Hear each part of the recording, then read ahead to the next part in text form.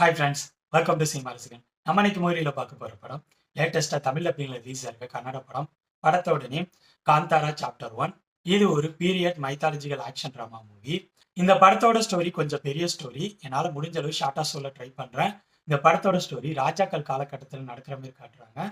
காந்தாரா காட்டுப்பகுதி இருக்கு. அந்த காட்டுப்பகுதிக்கு பக்கத்திலே ஒரு ராஜ்யம் இருக்கு.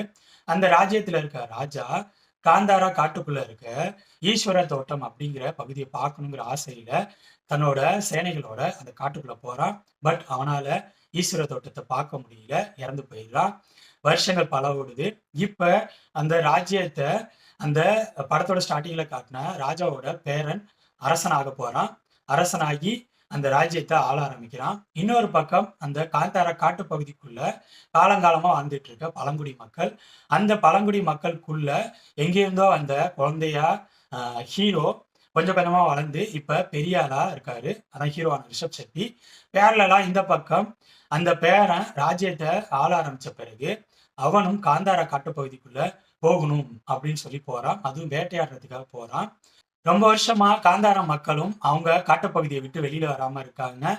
இந்த அரசன் ரொம்ப நாள் கழிச்சு அந்த காட்டுப்பகுதிக்குள்ள போக ஆரம்பிச்சதும் சின்னதா பிரச்சனை ஒன்று உருவாக ஆரம்பிக்குது.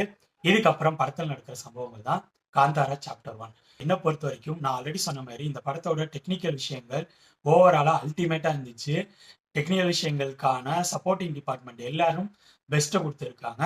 படத்தில் நடிச்சவங்களோட பர்ஃபார்மன்ஸும் அவங்களோட பெஸ்ட் தான் சொல்லுவேன். நல்ல பர்ஃபார்மன்ஸ். இந்த படத்தோட செகண்ட் ஹாஃப் ஸ்க்ரீன் பிளே அல்டிமேட்டா இருந்துச்சு. First half screen play second ஹாஃபோட கம்பேர் பண்ணும்போது கொஞ்சம் சுமாரா இருந்த மாதிரி இருந்துச்சு. இந்த படம் காந்தாரா ஃபர்ஸ்ட் பார்ட் பிடிச்சவங்களுக்கு கண்டிப்பா பிடிக்கும். அப்புறம் பீரியட் அப்புறம் மைத்தாலஜிக்கல் பேசிஸ்ல ரிலீஸ் ஆகிற ஆக்ஷன் ட்ராமாஸ்லாம் நான் விரும்பி பார்ப்பேன் அப்படிங்கிற மாரி ஆடியன்ஸா நீங்க இருந்தீங்கன்னா இந்த படத்தை நீங்க ட்ரை பண்ணலாம். இந்த படம் தமிழ் டப்பிங்ல இப்ப தேட்டர்ஸ்ல ஓடிட்டு இருக்கு. இந்த படத்துல வயலன்ஸ் கொஞ்சம் அதிகமா இருக்கு. ஸோ என்னோட ரிவ்யூ பேஸ் பண்ணி முடிவு பண்ணிக்கோங்க இந்த படத்தை பார்க்கலாமா வேணாமா.